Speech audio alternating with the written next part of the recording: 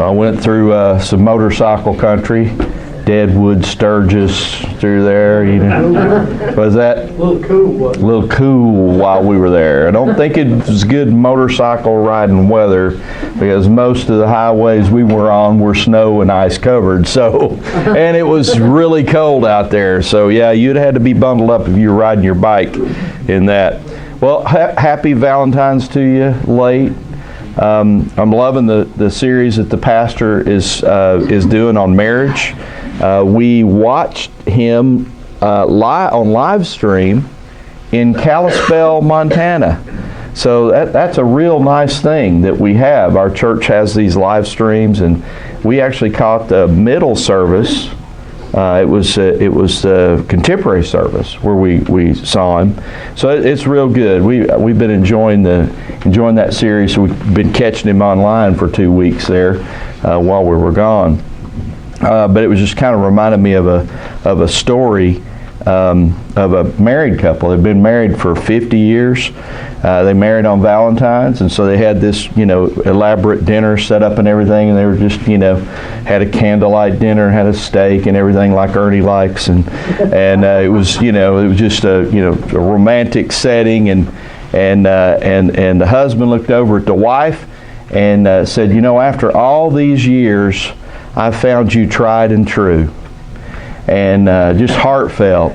But she couldn't hear him. She didn't hear him. And it was his 50th anniversary. They were old, a little older. 50th anniversary, and she, huh? What? And he said it louder. After all these years, I've found you tried and true. And she still didn't hear him. She said, what? What? So he tried a little different approach. After all these years, you've been true blue. And she said, finally, just frustrated with him, and threw her fork down and said, you too.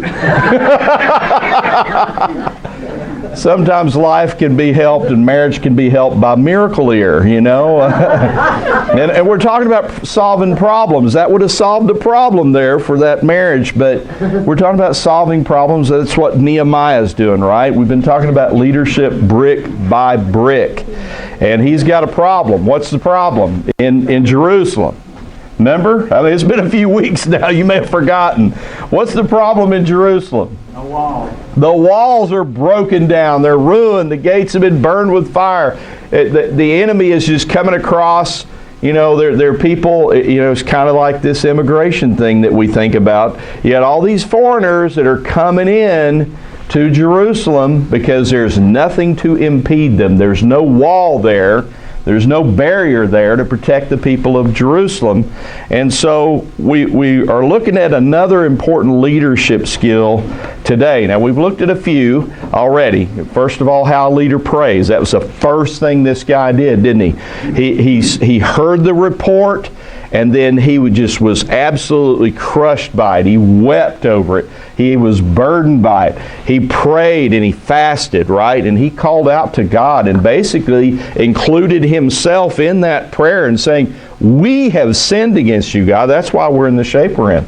So he prayed. And then he began to plan. In fact, he was probably planning and praying at the same time, but I just want to put it in the order of priority here. First you pray and then you plan, right? You don't plan something and then ask God to bless it, right? That's how you get in a big mess. You pray first and get God's direction, and then you begin to plan. And we see that he was planning from the very beginning, because when he begins to talk to the king, he's got specific requests he's ticking off. When the king says, hey, what is it you need? Why are you sad? What is it you need? And he prayed to the God of heaven. God plan, and then he put that plan into action. And now today, we're going to look at how a leader promotes that plan, okay? And in order to motivate and mobilize other people to pitch in and help to accomplish it. Leaders have to promote and make a compelling presentation that motivates people to cooperate and get involved. And here's the deal. First leadership lesson. I've got several today out of this text, and that is success is never a one-person show. Nehemiah didn't go down there with the intention of doing this all by himself.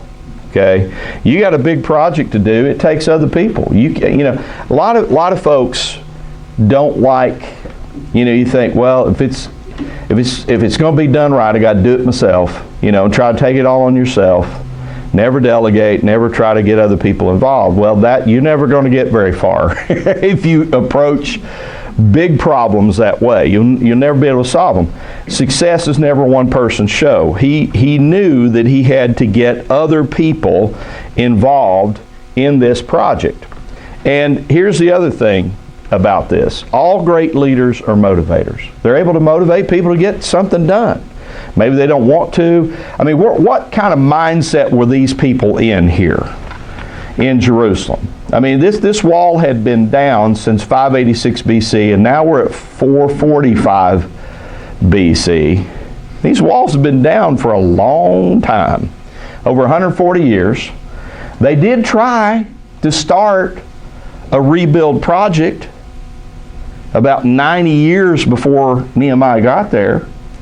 And the enemies of Israel, these people that were coming across the border and going into the city of Israel or city of Jerusalem and raiding them, they were saying, hey, they're trying to pull something off. They're trying to do something, king, and so you need to shut this down. He did, and so he is a motivator. And one of the things that we see here in this passage is that obviously, God's given him this burden. The walls are in ruins. The people are unprotected and discouraged. Nehemiah fasted and prayed, got the vision from the Lord. And then, of course, the problem is that Nehemiah's boss, Artaxerxes, was just following, the decree that had been made by his predecessor. And that is that the walls are going to remain down, right? But God moved on the heart of this king like rivers of waters, right? Proverbs. He moved on the heart of this king, and God changed his heart. And so the king not only gave him permission, Nehemiah, to come back to his homeland to rebuild the walls, he wrote letters to that effect, requisitions for building materials and all that. He paved the way for him. And in verse 11, he arrives in Jerusalem, in chapter 2. In fact, turn there, chapter 2. We're going to start in verse 11. And when he gets there, of course, as I said, they're discouraged. They're down. And twice before, 90 years, they tried to rebuild the wall. They failed twice. There's no confidence. All the people are negative. Everybody's pessimistic. And Nehemiah arrives on the scene. And within a matter of days, he rallies the support of the entire city. He's able to get them together and unify them, promote the plan. Everybody unites around it, mobilizes and organizes them, and they are able to do what nobody had been able to do in 140 years in 52 days. 52 days. Incredible. So the question is, how did Nehemiah pull it off when other people had failed? I mean, nobody in Jerusalem believed this could be done. And let alone that quickly and that efficiently. And yet with the help of God, it was done. Now, was Nehemiah some kind of miracle worker? No, he wasn't a miracle worker, but he was a great motivator. Right? He was a great motivator. And that's the truth that you're looking at on the screen, and that is all great leaders are motivators. And that's why the book of Nehemiah really is a master class in successful leadership. He was a great leader because he understood the principles of motivation. So I want to make this real practical. A lot of times, these principles of motivation can be very helpful in a lot of different settings. I mean, when you're promoted to a new job, when you need to get cooperation of other people, when you need to sell an idea to other people, when you need to introduce change. And that could be as simple as change in your own family. It could be change at your school or in your work environment. When you want to get a project off the ground. When you have any of those kind of situations in life that we're going to, what we're talking about today, I hope will be of help to you. I'm going to give you 7 things, 7 principles of leadership when it comes to motivating people to get together and do a work together. So, and I jumped ahead there, but that's the first one. Resist the temptation to rush it. Resist the temptation to rush it. Notice, he went to Jerusalem. He was there 3 days. He was there 3 days. Nothing happened during those 3 days publicly. Okay, he was there for 3 days before anything happened. Have you ever had a good idea killed because of bad timing? I can tell you as a pastor for 20 years, I had several good ideas that were killed because of bad timing on my part. Timing makes a big difference. He was there 3 days. He stops for 3 days. He doesn't make a big grand entrance. He doesn't fly the flag. He doesn't have the bands playing. He doesn't have a parade proceeding. He doesn't make this, arrive on a white horse and say, I'm here to save the day, What's that comic character? Here I am to save the day. I forget who that is. Mighty Mouse. Mighty Mouse, that's who it is, Mighty Mouse. He didn't come in like Mighty Mouse. Here I am to save the day, right? He didn't do any of that foolish stuff. Now get to work, guys. Now, he doesn't do that at all. He arrives in Jerusalem, and the first thing he doesn't do is stretch a plumb line, mix the mortar, and start laying bricks. He doesn't do that. 3 days. Nothing. Now, what did he do during those three days? Well, let me give you some possibilities, probabilities.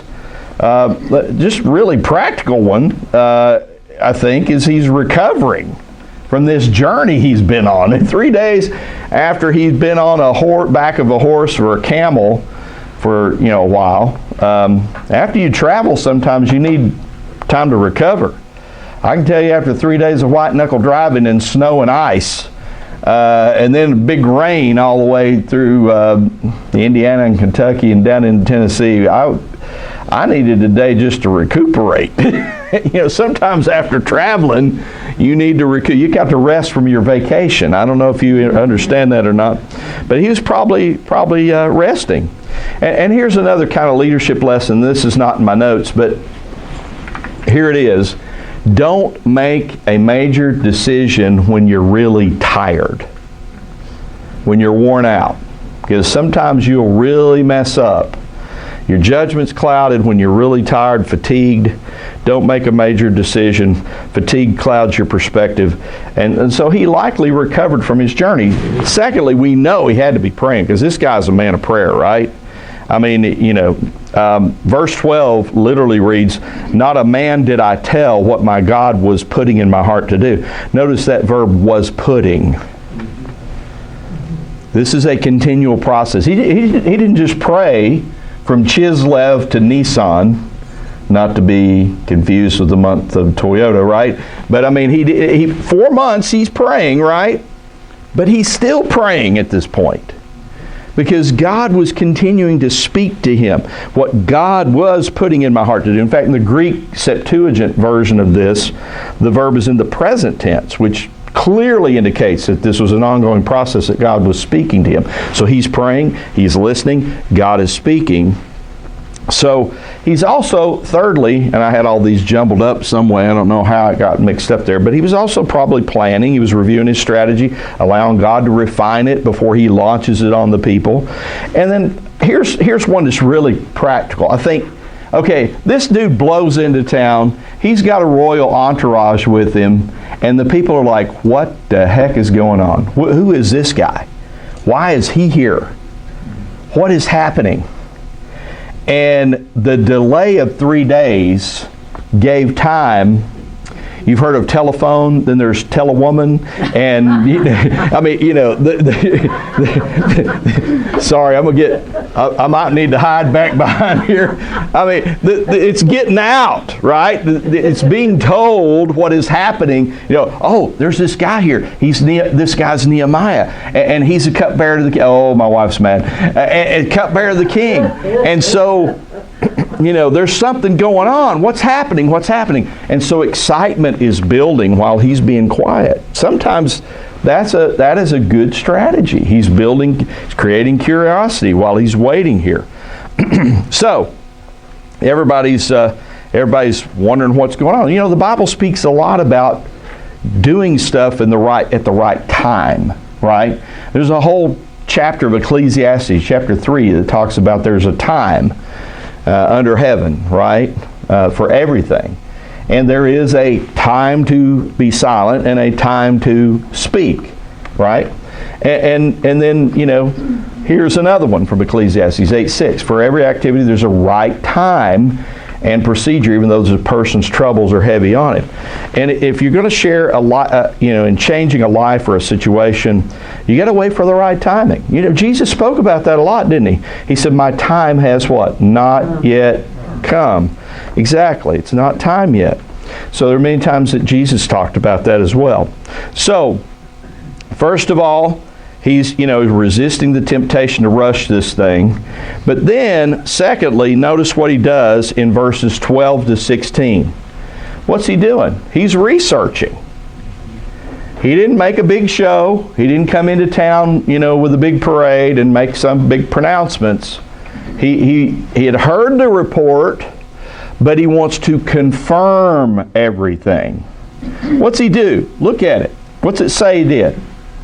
Got up in the middle of the night when nobody's awake and took a few of his homies with him, right, from back in Susa or wherever they were from. And he didn't tell anybody what God had put in his heart to do for Jerusalem. And there was no animal with me but the one on which I rode. So he's the only guy mounted. The other guys, I guess, are running along as his entourage. And what are they doing? What's he doing? He's inspecting the walls. Look at the underline. He was inspecting the walls, okay? So you've heard of Paul Revere's midnight ride. This is Nehemiah's midnight ride, okay? He's out there the middle of the night, traveling around the walls of the city, personally inspecting the damage, and he takes his small group with him, and obviously he just doesn't want to attract any attention at this point. And every good leader knows exactly what Nehemiah's doing here. He's doing his homework. If you're going to be a good leader, you need to know the facts, right? You got to do your research. And that's an unglamorous part of leadership. It's a part nobody ever hears about or focuses on. But, you know, this guy's doing his preparation. He's checking out the situation, getting the facts straight. And verse 14 tells us, look at it. What happened to him there? I don't know if this is a camel or a donkey or a horse, but whatever it was, it couldn't get through with him on top of it. I mean, it's that bad. The walls are in that bad a shape. He couldn't get through. So he had to get off his mount to be able to get through all the rocks and rubble that's going on there. And so, you know, I found one picture of what might have happened here, and you can kind of see his route that he's taking. He's talking about the various gates that he passes there. But I mean, it just got so hairy that he had to get off that horse or that donkey that he was on. And the Bible says a lot about getting the facts and doing your homework before you act on something, right? Here's one from the Living Bible. I'm not a real fan of that one, but I do think it does express it correctly there. Get the facts at any price and hold tightly to the good sense that you can get.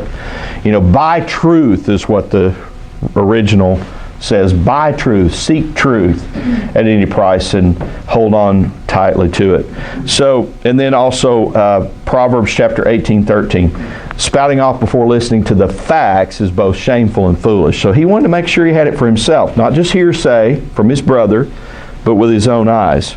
And then Proverbs 14:15. Only simpletons believe everything they're told. The prudent carefully consider their steps. That's what he's doing here. He's researching this thing. I thought I'd give a shout out to Ed because he was in Proverbs, so we might as well get some Proverbs in here too, right? So yeah, that's what he's doing. Now this Hebrew word that we were looking at is, you know, for inspected, means to inspect something carefully. It's actually a medical word. It's a medical word for inspecting and examining a wound.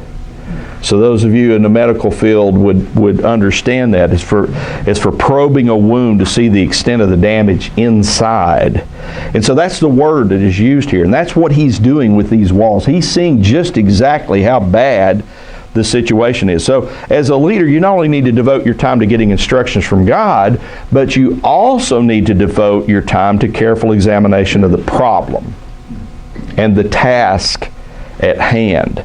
And so Nehemiah made this careful investigation of what he was up against. He examined those gaping wounds in the walls, and he began to organize his thoughts and plans accordingly. Now, he had a plan going in, but now he's beginning to dial it in, I think. How many stone masons am I going to need? How many people am I going to need to carry stuff out of here? This rubble, this trash that's here. How many wood workers am I going to need? Because this thing was a dual, probably, lots of different materials being used in this. So that leads me to the leadership law that I flashed briefly. I wasn't ready for it yet. But good leaders do their own careful research and establish the facts. Good leaders do their own careful research and establish the facts. They don't just take somebody else's word for it, like his brother. He went and saw it for himself. Now notice that he reports here in verse 16 that the leadership on site didn't know about this. Now, why do you think he didn't want to go ahead and launch with this group of leaders? What do you think? Well, I'm getting ahead of myself, but they really didn't want to do this. Yeah, you're exactly right. Because there was stinking thinking going on. You ever heard of that, stinking thinking? They had spent 90 years of saying it can't be done, it can't be done, it can't be done.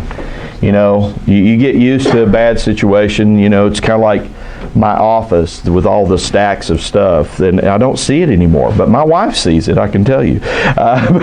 You want to deal with that problem. You see it all the time, you get used to it, and you don't even think about it anymore, right? You got all these stacks of books and things that you got one open and this one open on George Washington and that one open on Patrick Henry, and and I'm doing all this study on it from time to time, and she's like, can't you just put those things back on the shelf? She sees it, I don't. They didn't see it anymore. They just were living with it. They were putting up with it. It's been 90 years of negativism, and so it's just, so is it easier to promote a good idea or kill a good idea?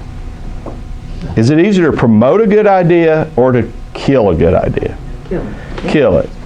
I mean, and especially with this bunch. Because they were like, we can't do this, right? Have you ever noticed that negative people seem to be more vocal than positive people? I've run enough business meetings to tell you that it's easy to get the negative voice in there. We used to, you have many committees in a church, and there's always a cold bucket committee, right? Cold water bucket committee. There's the head of the cold water bucket committee. He comes in to dump the cold water on the whole deal. Well, Nehemiah doesn't have all the facts yet. He didn't want to launch. He's trying to get the facts for himself. He's not talking to these leaders. He knows they're negative, right? So here's the leadership lesson. Leaders protect their plans from suffering a premature death by those with stinking thinking. You want to get in there, share this too early, and launch prematurely and get it killed out the gate. So now he's done his research, right? Done his research, gathered all the facts. So now he's ready to lay all the cards on the table. And verse 17, he says, "Then I said to them, you see the trouble." Now notice how he does this. This is really smart. What does he use here? What type of pronoun? Not you, second person, but we, third person, right? We are. Well, first person plural. We're in trouble. Not you're in trouble. You got a mess. You guys are a bunch of losers. Right? You're a bunch of failures. You guys have let this go for 90 years. You sorry so-and-sos, and now I'm here to save the day. Oh, no. He says, I'm in this with you guys. We got a problem. Right? You see the trouble we are in. How Jerusalem lies in ruins with its gates burned. Come, let us build the walls of Jerusalem, that we may no longer suffer derision. And that's a third principle here, and that is relate to your people. Make their problem your problem as a leader, right? That makes a huge difference. Good leaders, great leaders, identify with their people. That's good for motivation. It's good for parenting too. I mean, you get a little better response from your kids when they feel like you understand them, that you identify with their problem. And so the best ideas are not mine or yours, but ours. My wife has tried to teach me when I was a pastor for 20 years. Quit saying you and say we. She's so wise. She even has a halo back there. Look at her. I'm telling you. Anyway. Oh, man. So, yeah, relate to your people. And you identify with your people, and you're going to go a long way. All right, now principle number 4. And that is rehearse the seriousness of the problem. Rehearse the seriousness of the problem, okay? So rather than minimizing the problem, he dramatizes it. He emphasizes. He said, you see the trouble we're in? Jerusalem lies, in ruins. The gates burned with fire. Come, let's rebuild the wall of Jerusalem, and we will no longer be in what? Suffer derision, be in disgrace, right? I don't know what your translations are, but it's bad, right? Whatever it is, it's bad. So he's rehearsing the seriousness of this. Why? Because these guys have been living in it for years. They don't see it anymore. Just like I said, it's like the piles of books in my office. They don't see it. It's like the gaping hole in our ceiling, in our guest room, that's still there after a water problem we had, and we had to pull the sheetrock out, and we're still trying to get somebody to fix it. But anyway, it just bugs you, and it's still messed up. And when you get used to it, you don't see it anymore. But when you have a guest come in, oh yeah, then you all of a sudden realize, oh, I'm looking at it through their eyes. It's a bad deal. So he's saying this 4-step refocuses their attention to the problem. We got a mess here. I know you may not see it because you've been living in it, but it's a mess. And so step 2, the leader faces the facts. He goes out and does his research. But step 4 is the leader gets the people to face the facts and see it. If you want to create change in your school, your work, your home, your office, whatever, one of the marks of a leader is that he creates discontent. He helps people see the problem. He explains the problem to the people. If you come in with a solution and they don't see the problem, you're not going to go very far. Right? Yeah. Let me relate it to evangelism, because I think it's important that you understand this.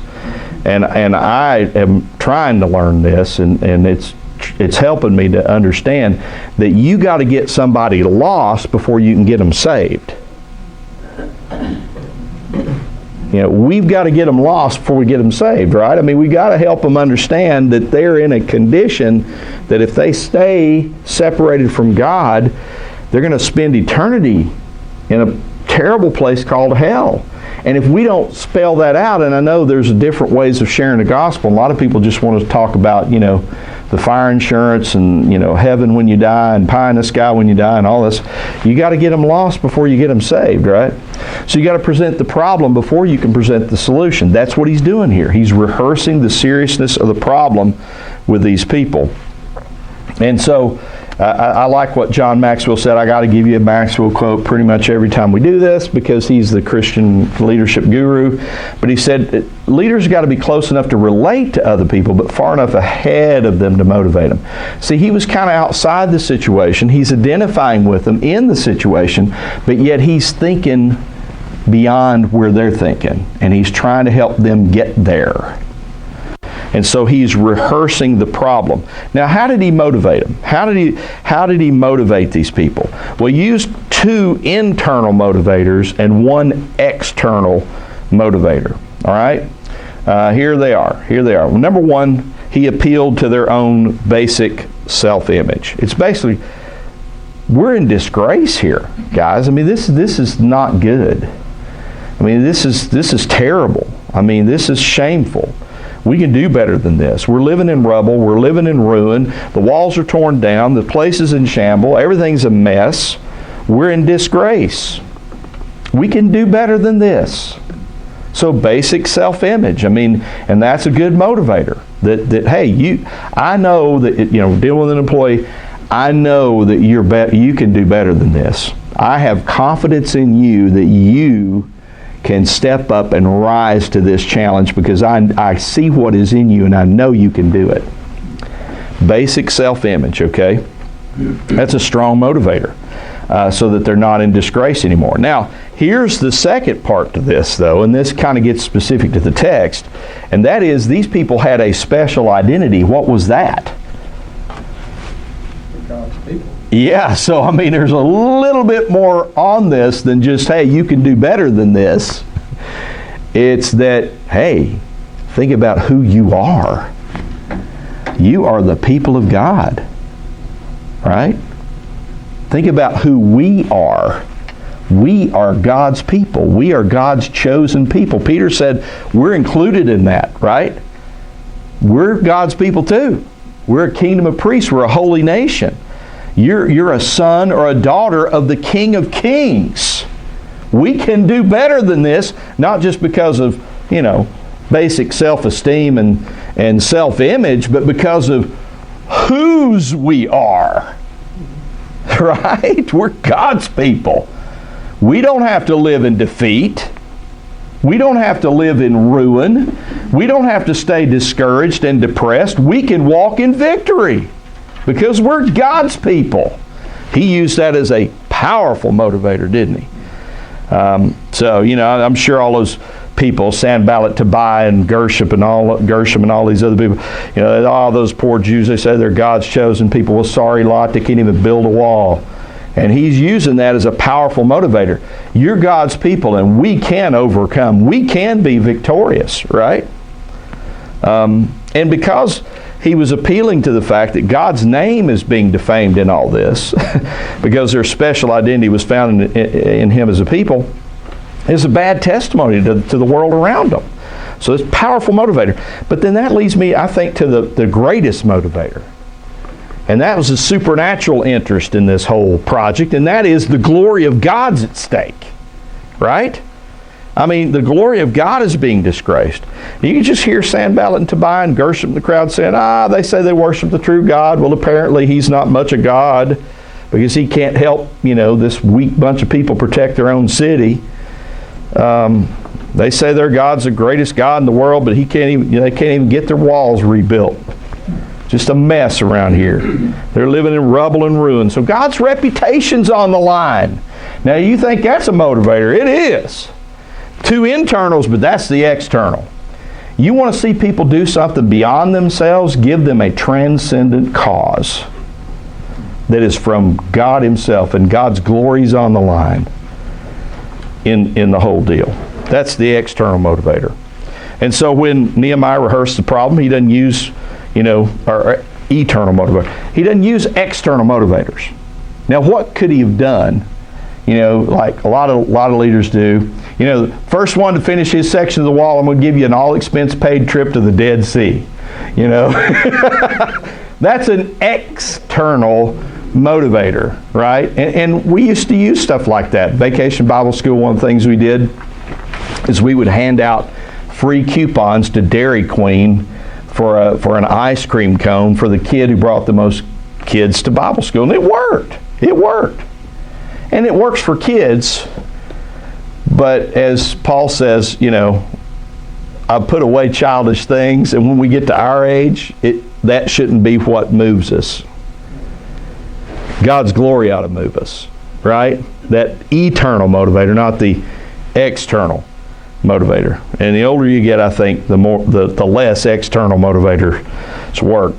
And so here's the leadership lesson. The greatest motivation in life is not external or internal even, but it's eternal, right? It's God's glory's on the line. That's what we ought to do it for. So let's rebuild the wall for God's glory, God's name, so that God's name's not in disgrace. Let's rebuild the wall for the kingdom of God and for the glory of God. So he's challenging them with the right kind of motivations. All right, here's the fifth one. And I'm moving pretty good here. 5 out of 7. And that is, he made a specific request of these people. He didn't just pump them up. He gave them something to do, right? He didn't just say, oh, this is terrible, what we're doing right here. You know, living in all this mess that we've got around here. He didn't just have a big rally and then say, well, that was great, let's all go home. No, he called them to do something specific. And what was that? It's an underline if you don't know. Let's rebuild this wall, right? Very specific. Everything's in a mess, but let's rebuild this wall. Calls for action, appeals for help. He requests response. And notice that his request was both realistic and optimistic. And that's the balance that a good leader needs to have. He was realistic because the second thing he did is he got those facts on his midnight ride. He saw how bad the place was. He tells them, look, these walls have been destroyed, the gates have been burned. But he's also optimistic. After honestly laying out the problem, he doesn't say, well, everything's destroyed, this is impossible, let's go home. He doesn't give up. What he says is the opposite. He says, let's rebuild this thing. We can do this. Folks, we can do it. So here's the leadership law. Leaders see both the real, the problem, and the ideal, the solution. They see it both. Now, a good accountant, good manager, they got the real part down. But a leader has vision beyond what is to what needs to be, what can be, right? A leader who just sees what can be and doesn't see what is not a leader. He's just a visionary. And there's a big difference. But a person who sees what is real, the problem, but doesn't see the ideal is not a leader. He's an accountant or a manager, which we need those, and that's fine. It's great. Don't get me wrong. Need those folks too. But a leader's got to consider more than the facts of the present. He has to have a vision for the future and marry them. And that's what he did in this verse. He married them. Problem, solution, right? And it's that harmony that produces great leadership. When you see these kind of things, you request a response. You got this problem, here's the response that's needed to get the job done. And leaders aren't afraid to ask for help. We said that before in our previous lesson. Again, it's so easy, and for me, I had to learn this. And it's hard, it's tough, because I want things done a certain way. Right? If it's to be done right, I got to do it myself. That's kind of a philosophy that we get ingrained in, right? But you have to get to the place where you trust people, turn it loose, and delegate. Because if you don't, you'll never get the big things done, right? Got to do it together. It's going to take sacrifice, it's going to take time, it's going to take money, it's going to take a lot of hard work. But leaders ask for a specific response. All right, let's get to the sixth one. That is, reinforce your pitch with a personal testimony about how God's at work in all this. Reinforce with a personal testimony about how God is at work in all this. Look at what he does here. Check this out. He didn't just say, hey, this is a great idea I've got. Hey guys, I'm the smart guy in the room. Just follow me. No. What does he do? He says, I told them of what? Not my intelligence, not my superiority of plan. No, I told them about how God moved. The hand of my God that had been on me for good, and also the words of the king had spoken to me. So it's got two parts to it. First of all, the call of God. He communicates this plan didn't originate with him. It originated with the heart of God. God initiated it. I also told him about the gracious hand of my God upon me. He tells him about how God had called him to lead this project. And then secondly, how God confirmed that in the circumstances that unfolded. I also told him what the king said to me. He was saying, I didn't really ask for this job to rebuild these, come down here and lead in the rebuilding of the wall, but I was praying about this, and God spoke to me while I was praying. He put the burden on me, and that burden turned into a vision. That vision turned into a plan, and I made my appeal to the king, and you know what? God confirmed that he had given this to me by just opening up the door through this king and him giving me everything I need and everything we need to get this job done. He confirmed it by answering my prayer. I mean, here's this king who is just following the previous king's order that this wall isn't going to be rebuilt in Jerusalem. No, it is the law of the kings and of the Medes and Persians, which cannot be counteracted. If you read that in Scripture, right? Can't be reversed. Well, this king reversed because God moved on his heart and sent him to Jerusalem to rebuild these walls. So he told them the plan was more in the heart of God, and the king put the royal stamp on him. And if you tell somebody God told me to do this, it's a perfectly legitimate thing for somebody to ask you the question, how do you know? Believe me, I've had some deacons ask me, how do you know? When I said, the Lord is leading us to do this. And they're like, okay, where's the proof? Let me give you a great example, okay? I got a few minutes here. I'm going to tell you a little quick story. Alice Bell Baptist Church, previous pastor had grown the church from 400 down to 90 and when I took over as pastor. And it was on a nosedive down, and I'm trying to learn all this stuff from all these church growth experts, and finally God just convicted me. I went to a conference in Ridgecrest and heard Henry Blackaby for the first time.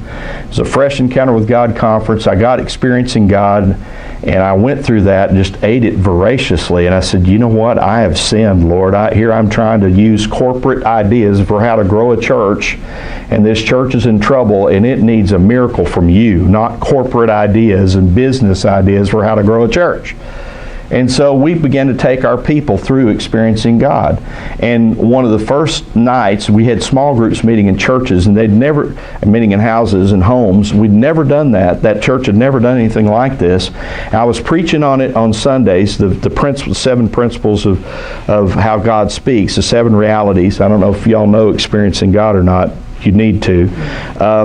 But I was preaching through it. We were having small groups on it.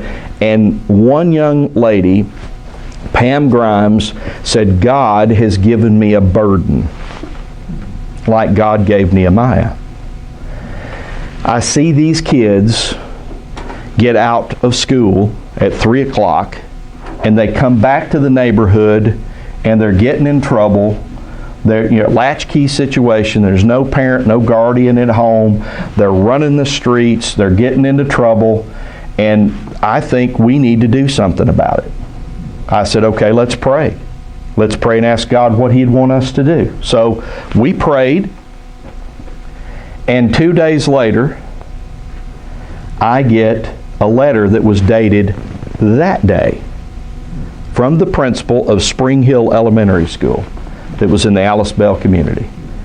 And he said in the letter, and it was to a bunch of pastors, me too, saying, I'd like to get together with faith leaders at the school to talk about the problem of kids who are running the streets after school.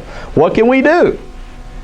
And my eyes were just like, whoa, okay. We prayed. God gave us a burden, and then boom, in the circumstances, God is confirming. This is my direction, okay? So I go to that meeting. I didn't tell anybody, just kind of like Nehemiah. I didn't take anybody with me. I just went there by myself because the invitation was to me. I heard what the principal said. I talked to him afterwards, told him about the lady in the prayer, and he said, God's at work. I was later privileged to be a part of his ordination as a deacon in his church, Sister Baptist Church. And so I met with the young lady who prayed and several others who were in that small group that next week, and I said, here's what God's done. Let's continue to pray. So about that time, between then, I had a Sunday where I'd preach, and I was preaching through Experiencing God, and I'd stopped that series to preach on Annie Armstrong offering, home missions offering. It was getting close to Easter. And, the passage was Matthew chapter 9. about how, Jesus looked at the crowds with compassion because they were harassed and helpless like sheep without a shepherd. It's like, whoa, that's these kids after school. They're like sheep without a shepherd, right? Man, and at the end of that service, I had a guy come up to me and handed me a check for $3,000 and said, I don't know what this is for, but maybe it's a new ministry. I don't want this to go to anything else that's existing. I want this to go to a new ministry. He had no clue. Again, I told no one. The small group is the only one that knows. $3,000 comes in, and so then the next Wednesday night we got prayer meeting before our business meeting. I said, I got to tell at this point. I got to lay this out. And so I began to rehearse the problem. We have no kids in this church. This church is old. We're all a bunch of gray hairs. I mean, we're getting becoming an old church. We're dying. We need kids. Here's a possible solution to that. We could start a ministry to these after-school kids. We actually have a building over here. We did our research. We looked at the building. We were beginning to research code. We had a little bit of money to refurbish that building. And in the middle of that service on Wednesday night, as I was rehearsing what I felt like was God's activity, the problem and possible solution, we had a phone call in the church office on Wednesday night. Weird. It was a dentist who said, I got a bunch of sinks and lockers and stuff like that, all these shelving and everything we can't use. We're going to be removing it and putting brand new stuff in, but it's hardly used. Could the church do anything with this? And I was like, yeah, we could put it in that building that we've got that hadn't been used for anything but junk storage, and we could put all those lockers in there for the kids who could come and be a part of this after-school program that God is birthing. And so that phone call comes in, it's whispered into my ear, and I share it, blab it right there in front of God and everybody, the church, and they were all like, this is God. He has prepared the way for this new ministry. Long story short, we hired a director. We started the ministry. We had one at the church, one after school at the church. We had one after school in the school. We were actually teaching Bible truth to kids after school. Okay, this is a Christian program we did. Fully, vetted through the state and all the stuff you have to, hoops that you had to jump through, right? But we were able to do that. And you know what happened? The church that was in a nosedive with no kids and no young families all of a sudden turned around and began to get these young families in to our church. When God called me to Buffalo Trail and I moved on to the next assignment, while the next pastor got to take the church back toward 400. David White. So this is how God works, and that's how he's playing this. He's telling, this is what God has done. God's called me to do it, and here's the proof of it. Here's the confirming circumstances in all of that. Now the vision's been transferred, hasn't it? It's been transferred to these people. And here's the leadership lesson. People follow people, not programs. If I'd have got up and said, I think we need to launch a kids corner, is what we called it, a children's ministry after school, without giving them anything that God was doing in the midst of all that, how far do you think that would have flown? I already knew the 3 or 4 deacons that would have stood up and said, no, I think that's stupid and we don't have the money, and who do we have to do anything like that? No, God absolutely rolled it out so that it was a no-brainer for everybody. Well, he went out, he did the survey, did the research to confirm what he heard, didn't tell anybody, waited for the right timing. Once he had all the facts, he rehearsed the problem.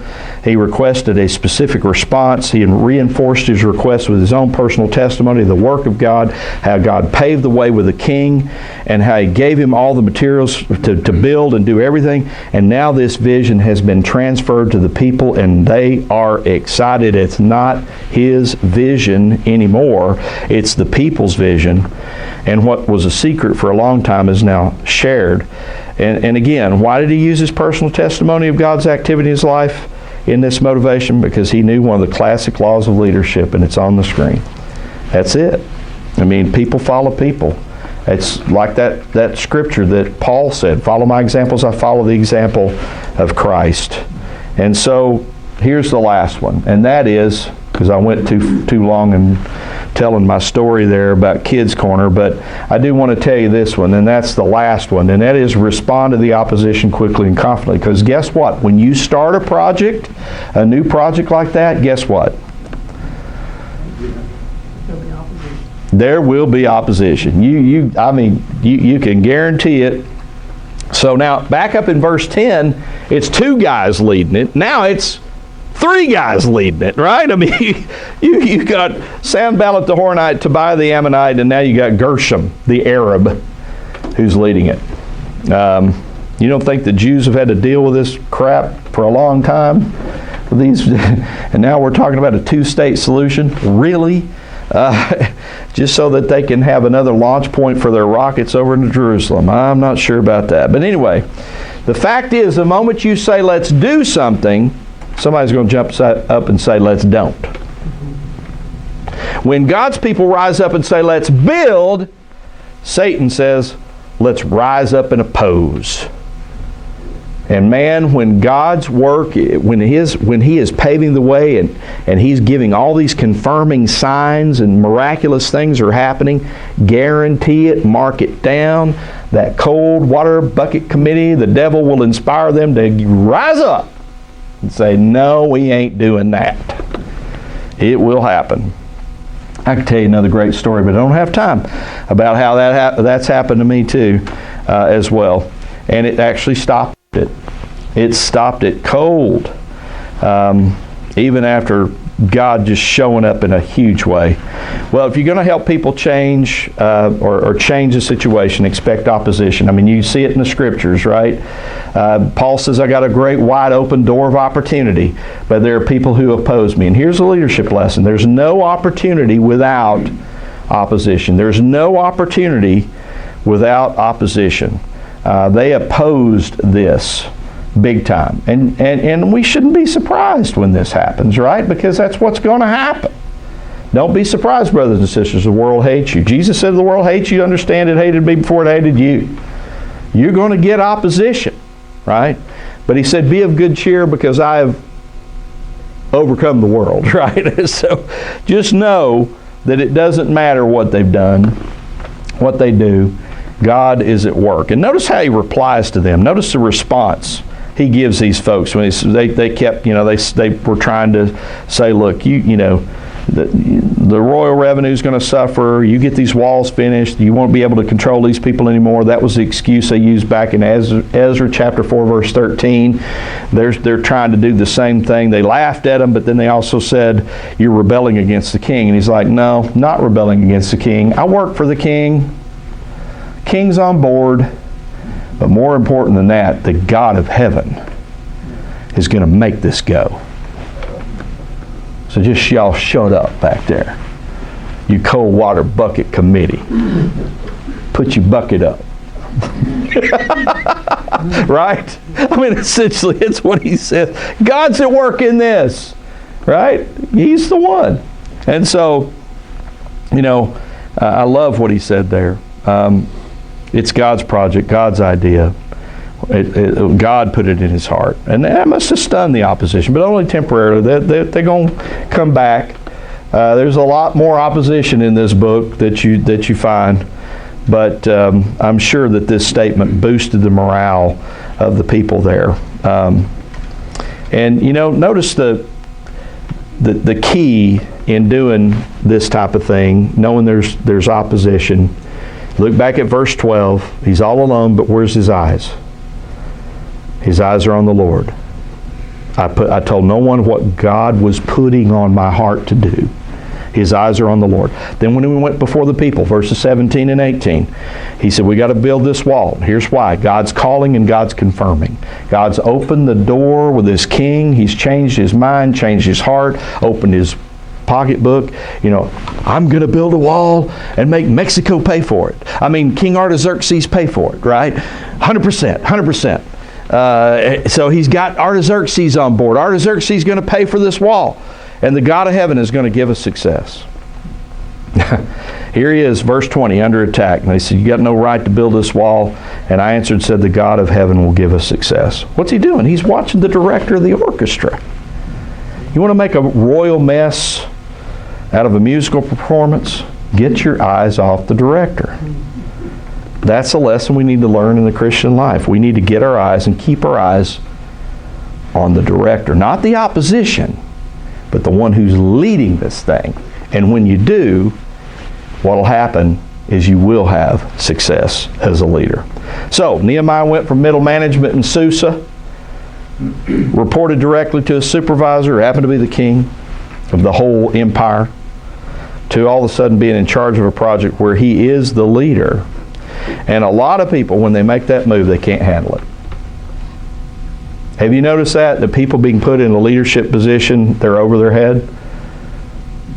Nehemiah talks about, or John Maxwell talks about a leadership lid. Some people have a lid. You know, everybody has a leadership lid beyond which they really can't go, can't handle the responsibility too much for them. But Nehemiah shows us what to do when you move into a new job and there's a bunch of new people there who've been there before you. Nehemiah moves into that situation where everybody's been saying it can't be done for 90 years.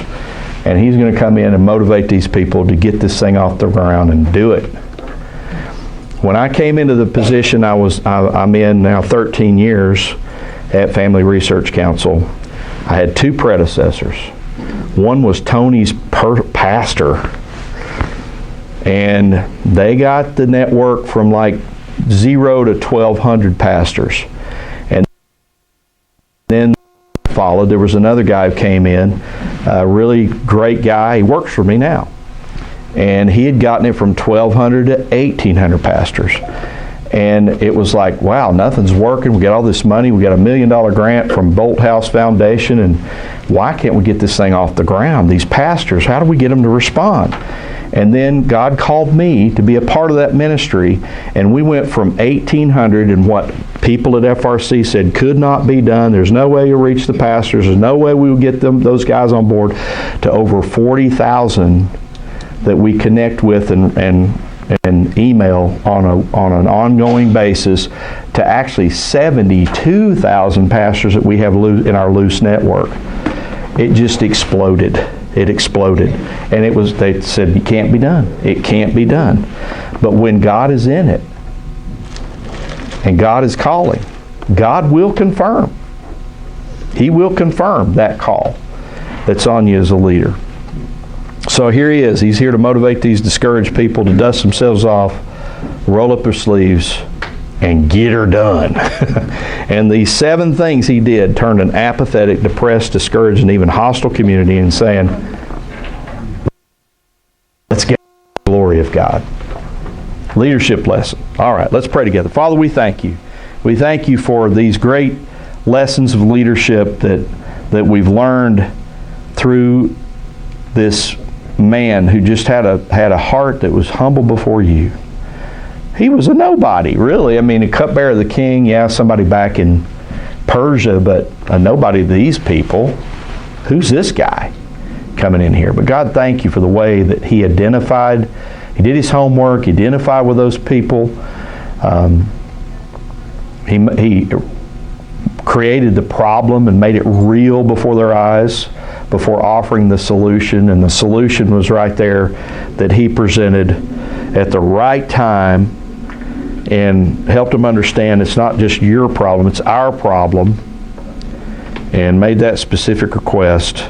And he asked those people for help. God, help us to live with a tension between the real and the ideal, and to balance them both to be effective for you. But most of all, Lord, I pray for these here today that they would live in such a way that your hand is on their life, and it's so obvious, and your spirit in their life is so evident, that when people are like, well, what right do you have to lead us into this change? Then it's evident, Lord, that we're ready to lead because your hand is on us. And I pray that we would walk with you with such integrity and such credibility and such honesty that people would see our lives. We're not perfect, but we're making an attempt to live for you, and you're showing yourself strong on our behalf. God, I pray that for each of us as we're trying to lead in our individual capacities, whether it's in the home, in the family, or on the job, or wherever it is.